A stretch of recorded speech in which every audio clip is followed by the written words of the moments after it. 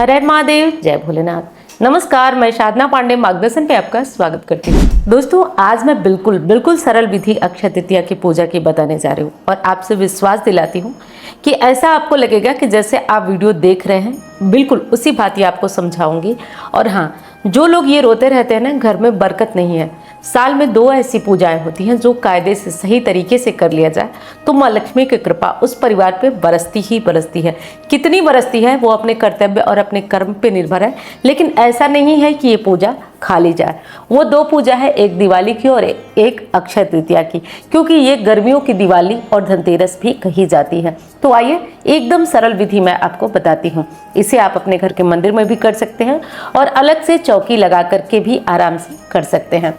सबसे पहली चीज, अक्षय तृतीया की पूजा का शुभ मुहूर्त जान लेते हैं। तो देखिए दोस्तों, अक्षय तृतीया की पूजा आपको सुबह, जब अक्षय तृतीया 10:45 पर 19 तारीख को प्रारंभ हो जा रही है, उसके बाद आप पूजा कर सकते हैं। कब तक कर सकते हैं? तो देखिए, मुहूर्त तो पूरे दिन है, लेकिन आप प्रयास करें कि 12 बजे से पहले ये पूजा कर लें, यानी कि 11:03 तक यदि आप कर लेते हैं तो बेहतर है।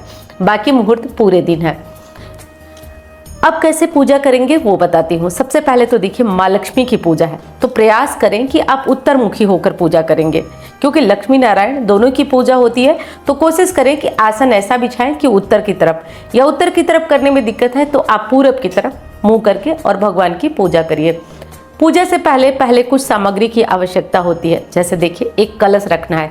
कोई भी पूजा है, अब ये मत कहिएगा कि बिना कलश रखें, क्योंकि अक्षय तृतीया की पूजा बिना कलश रखे थोड़ा सा उचित नहीं होती है। इसलिए कोई आप मिट्टी का ले लीजिएगा, पीतल का, तांबे का, जो भी घर में है वो कलश ले लीजिएगा। पूरा अच्छे से कलश तैयार कर लीजिएगा, जल भर लीजिएगा कलश में और कंठ में मौली बांध लीजिएगा। बांधने के बाद अब आपको क्या करना है कि सिक्का, सुपारी और थोड़ा सा अक्षत आपको अपने कलश में डाल देना है। आम का पल्लो मिले तो वो डाल दीजिए। नीचे थोड़ा सा चावल, कलश जिस पे रखेंगे ना उसके नीचे थोड़ा सा चावल एक जगह रख दीजिए, एक मुट्ठी, उसके ऊपर कलश स्थापित कर दीजिए। कलश के ऊपर आप चाहे तो नारियल रख सकते हैं, या कोई भी जो ऋतु फल होता है वो रख सकते हैं, तो नारियल भी रख सकते हैं, ध्यान रखिए। या फिर आप दीप कलश में प्रज्वलित कर सकते हैं। तो ऐसा कुछ नहीं है कि ये रखना वो रखना, और आप इसी प्रकार कर सकते हैं, कलश तैयार कर सकते हैं। कलश आपका तैयार होगा। अब आप क्या करेंगे? अगर आप अलग से चौकी लगाए हैं तो आपके पास गणेश जी, गौरी जी की कोई मूर्ति हो, यानी शिव परिवार की कोई फोटो हो तो वो रख लीजिए, क्योंकि गौरी गणेश के पूजन बिना कोई पूजा शुरू नहीं होती है। अगर मंदिर में कर रहे हैं तब तो कोई बात ही नहीं। लक्ष्मी नारायण की साथ की एक फोटो होना चाहिए। देखिए, मैंने कहा ना कि बरकत नहीं है, आप करके देखिए। यदि मेरी बातों का विश्वास है, जिस तरीके से बता रही हूँ, कोई आडंबर में मत पड़िए कि इतने कलश रखना है, उतने कलश। कमेंट आया था कि 4 कलश रखा जाता है, तो मैंने तो पहले जो वीडियो बनाई है आप लोग देखे भी होंगे। अक्षय तृतीया सरल पूजा विधि मार्गदर्शन सर्च करेंगे तो वीडियो आ जाएगी। इस बार मैं थोड़ा सा व्यस्तता के चलते आप लोगों को वैसी वीडियो नहीं बना पाई हूँ, लेकिन हाँ, विश्वास दिलाती हूँ कि एक चीज़ आपको यहाँ बता दूंगी। तो इस तरीके से आप कर लीजिए। और 4 कलश 5 कलश रखने की कोई आवश्यकता नहीं है, बिल्कुल एक ही कलश रखिए। और हाँ, लक्ष्मी नारायण की साथ की फोटो रखिए। जो लोग मार्गदर्शन से लक्ष्मी नारायण लिए हैं, बहुत बढ़िया समय है, आप उनकी जो मूर्ति है उन्हें रखिए। सबसे पहले गणेश जी को ध्यान करिए, थोड़ा सा जल चढ़ाइए, थोड़ा सा फूल, अक्षत, सिंदूर गणेश जी को चढ़ाइए। गौरी माता को लाल फूल चढ़ाइए, अगर सुहागिन है तो सिंदूर चढ़ाइए। खूब बढ़िया से उनसे प्रार्थना बस कर लीजिए ध्यान से कि हे गणपति, हे गौरी जी, मैं अक्षय तृतीया की पूजा करने जा रही हूँ लक्ष्मी नारायण के स्थायी वास के लिए, ऐसा उनसे बोलिए। अब ये पूजा हो जाए, मन ही मन संकल्प कर लीजिए कि हे माता लक्ष्मी नारायण, आपका स्थायी वास यानी गरुड़ वाहिनी लक्ष्मी की कृपा हमारे ऊपर हो। गरुड़ वाहिनी लक्ष्मी जो नारायण के साथ चलती हैं, गरुड़ पे सवार होके, उनको बोलते हैं। और उलूक वाहिनी लक्ष्मी वो होती हैं जो उल्लू पे सवार होके अकेले आती हैं, जो धन आता तो है और हमारे घर से चला जाता है। तो ऐसा धन हमें नहीं चाहिए, हमें ऐसा धन चाहिए जो धन आए और जो हमें सुख दे और हमारे घर में स्थायी वास हो, पीढ़ी दर पीढ़ी उस धन का सुख हम लोग ले सके। तो ऐसा धन गरुड़ वाहिनी लक्ष्मी देती हैं, तो उनका आह्वान करिए, ध्यान करिए। और सबसे बड़ी बात ना कि देखिए, पूजा कर रहे हैं तो पूरा अच्छे से ध्यान करिए कि हे माँ लक्ष्मी, मेरे घर में आपका वास हो। आप इस समय आप कल्पना करिए कि आप जो है क्षीर सागर से आप आइए मेरे यहाँ और पूजा स्वीकार करिए। उसके बाद आप साधारण एक दीपक जला दीजिए, धूप बत्ती जला दीजिए। लक्ष्मी नारायण को धूप दीप दिखाने के बाद आप स्नान कराइए बढ़िया सा। पहले धूप दीप नहीं दिखाना, पहले दीप जलाना है, उसके बाद भगवान को, यदि पीतल की मूर्ति है तो आप बिल्कुल उन्हें स्नान कराएं। स्नान कराने के लिए आपको दूध, दही, घी, शक्कर, शहद, यदि पंचामृत मिलता है बढ़िया स्नान कराएं।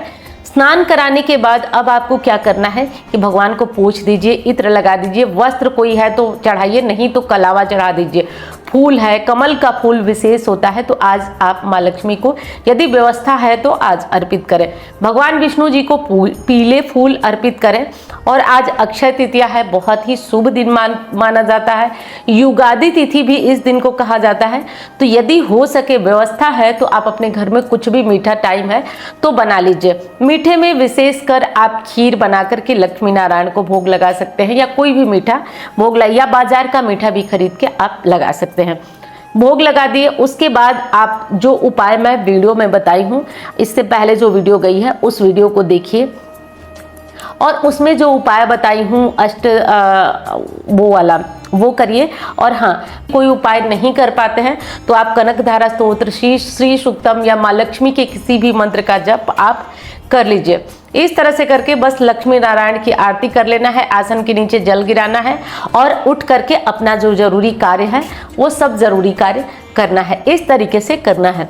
अब देखिए दोस्तों, आज के दिन लोग सोना खरीद कर लाते हैं, यदि ला सकें तो बहुत उत्तम, नहीं ला सकते हैं, व्यवस्था नहीं है सोना चांदी की, तो आप चने की दाल और जौ ये जरूर खरीद कर लाइए। दो बहुत प्रभावशाली चीजें हैं, और ये मैं नहीं कह रही हूँ, हमारे शास्त्र में वर्णित है कि ये स्वर्ण के समान फल देती हैं।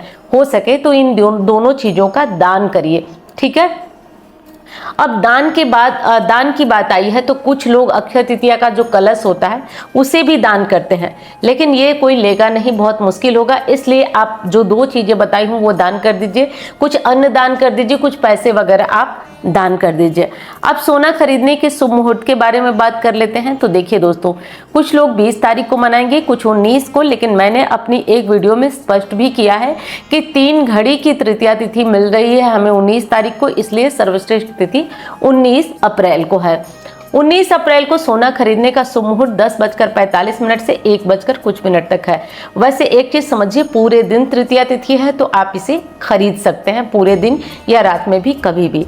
ये चीजें आपको ध्यान रखना है और इस भांति करके अक्षय तृतीया की सरल पूजा करना है। और दोस्तों, आपको वीडियो कैसी लगी ये बताइएगा। मैं जानती हूँ कि मैं हर बार आप लोगों को वीडियो दिखा के बनाती थी, इस बार नहीं बना रही हूँ तो थोड़ा आप लोगों को दिक्कत होगी, लेकिन मैंने पूरा प्रयास किया है कि सारी चीजें आपको बिल्कुल उसी तरह बता दूं जैसे दिखा करके वीडियो बनाती थी। तो मैं उम्मीद करती हूँ वीडियो आपको पसंद आई। जैसा कि आप लोग जानते हैं कि अक्षय तृतीया पर, दिवाली पर हमारे यहाँ से कुछ विशेष सामग्रियाँ आपको अभिमंत्रित कर दी जाती हैं।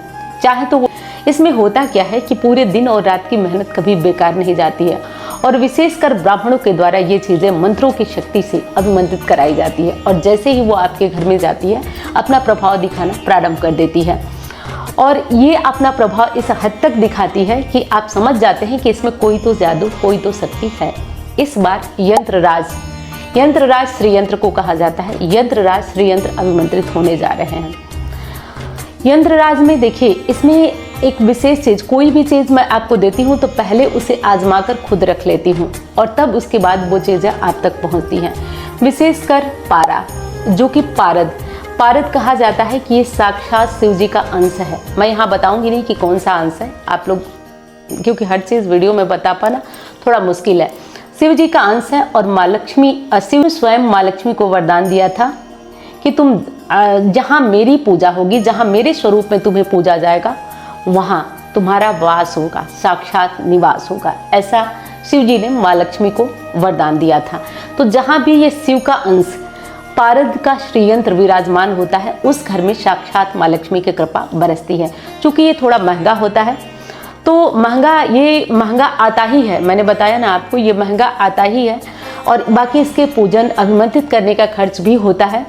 अब दूसरी चीज़ कि यहीं पे एक और श्रीयंत्र है जो आप लोगों के द्वारा बहुत मांगा गया है, स्फटिक श्रीयंत्र। स्फटिक श्रीयंत्र भी अभिमंत्रित होने जा रहा है। ये शुक्र की धातु है, और शुक्र को इससे बहुत प्रसन्न होते हैं, माँ लक्ष्मी की विशेष कृपा होती है। अब आप लोग पूछेंगे मुझसे कमेंट में कि दोनों में विशेष कौन सा है। मैंने दोनों की बात बता दी। अगर सामान्य शब्दों में आपको बताऊं तो पारद श्रीयंत्र जो है वो धन लाता तो है ही, क्योंकि धन लाने का काम ये दोनों श्रीयंत्र का है। वो धन आएगा आपके घर में, क्योंकि यंत्र राज कहा जाता है। जितने यंत्र है सब में राजा कहा जाता है। साथ साथ ये धन को रोकता है। और जो स्फटिक श्रीयंत्र है वो आपके घर में धन आपको देता है। रोकने की कृपा नारायण और माँ लक्ष्मी की पूजा से आप कर लेंगे। ये दोनों ही श्रीयंत्र की बात आपको समझ में आ गई। और हर साल की तरह एक धनदायक पोटली भी आपको जाती है तो वो भी जाएगी। और एक और विशेष चीज़ जिसको कि मैंने बहुत लोगों पे इस तरह जब कुंडली देखती हूँ परेशान रहते हैं लोग, तो ये चीज़ें मैं उनको दी हूँ और बहुत अच्छा फ़ायदा हुआ। वो है ऋण मुक्ति कवच, जो तांबे के लॉकेट में आपको जाएगा, क्योंकि ये थोड़ा सा विशेष होता है। लाल धातु माँ लक्ष्मी की मानी जाती है, तो इससे माँ लक्ष्मी की तांबे, जैसे वैभव लक्ष्मी हो या कोई व्रत हो, तो कहा जाता है कि तांबे के लोटे में जब आप कलश रखेंगे तो विशेष लाभ होता है। तो तांबे में कर इसको आपको गले में या अपनी भुजा में इसको धारण करना है। ये विशेषकर जो कर्ज से बहुत ज़्यादा परेशान है उनके लिए है। तो आप इन चीज़ों का, जो चीज़ें हैं, इन्हें अगर लेना चाहते हैं तो ऑफिस वाले नंबर पे आप इसको बुक कर सकते हैं। अक्षय तृतीया के बाद इसे भेजना प्रारंभ होगा, तो एक महीने से ज़्यादा का समय आपको लग सकता है, तो थोड़ा सा धैर्य रखना होगा। और हाँ, एक चीज़ और आपसे कहना चाहूँगी कि ये सामग्रियाँ जो जा रही हैं वो लगभग 2022 से जा रही हैं। इन सामग्रियों में भगवान की कृपा से, आपकी जो प्यार से इन सामग्रियों में एक जान आ जाती है। और जब ये आपके घर में स्थापित होती हैं तो ये चमत्कार कर देती हैं। जैसे अगर मैं बात ही करूं ये पारद श्रीयंत्र की, तो कहा जाता है रंक से राजा बनने का सफर तय कराता है ये। और जितने भी ये गूढ़ रहस्य की बात बताऊंगी, क्योंकि देखिए हम लोगों के यहाँ वो लोग भी आते हैं जो हम लोगों के साथ फोटो खिंचवाने में भी शर्माते हैं। क्यों शर्माते हैं? कि कोई ये ना जान जाए कि हम लोग एस्ट्रोलॉजी पे बिलीव करते हैं, इसलिए वो लोग बाहर में ये कहते हैं कि नहीं, हमने ऐसा कुछ नहीं किया है, हम तो भगवान की कृपा और अपने नाम से आगे बढ़। लेकिन वो लोग ऐसा कुछ करते हैं, आपको बता रही हूँ। अभी ये चीज़ें मेरे दिमाग में आई तो मैंने बता दिया कि वो लोग यहाँ तक हमारा सम्मान करते हैं कि अगर हम बैठ जाएं उनकी गाड़ी में तो अपनी गाड़ी को वो ड्राइवर से नहीं बल्कि खुद से चलाते हैं। लेकिन लोगों के सामने वो नहीं बताते हैं कि उनके अंदर की छुपी हुई शक्ति क्या है। तो ये पारद श्रीयंत्र या स्फटिक श्रीयंत्र आपके घर में लाता है तो ये चमत्कार, क्योंकि दो ही हाथ सबके होते हैं, दो ही पैर, कुछ ऐसी शक्ति होती है जो व्यक्ति को आगे बढ़ाती, क्योंकि किस्मत है, तकदीर है और उपाय है। उपाय नहीं होते तो ये चमत्कार नहीं होता। तो आप इस कार्य को करिएगा। और जो भी चीज़ें इनमें से आपको चाहिए, अगर आपको धन वर्षा पोटली लेना है या आपको जो चीज़ लेना है, आप स्क्रीन पे दिख रहे नंबरों पे ही आप पेमेंट कीजिएगा। और हाँ, आप इसकी बुकिंग अभी से करा सकते हैं। रही बात, देखिए बाद में आप लोग कहते हैं पैसे ले लीजिए, ज़्यादा ऑफिस से में फ़ोन करके भैया पैसे ले लीजिए लेकिन मेरा बुक करते, ऐसा नहीं होता है। जिसमें कि पारद श्रीयंत्र थोड़ा सीमित है और ये जल्दी ही ख़त्म हो जाएगा, इसलिए मैंने आपको बता दिया। और ये बुकिंग भी ज़रूरत से ज़्यादा जब हो जाती है तो परेशानी, जैसे अभी शिवरात्रि में हुई थी तो बुकिंग जब बहुत ज़्यादा हो जाती है भेजने में, अभी जाकर 2 दिन पहले मैंने 10 को वीडियो शूट किया था तो आपको बताया था कि अभी जा रहा है, 10 के बाद तक गया है। तो इसलिए इस बार ऐसा होगा तो मैं जल्दी ही बुकिंग बंद कराऊंगी और इसीलिए मैं पहले ही आपको बता दी हूँ। तो मैं उम्मीद करती हूँ वीडियो आपको पसंद आई होगी। मैं मिलती हूँ अब अन्य वीडियो में। धन्यवाद। हर हर महादेव।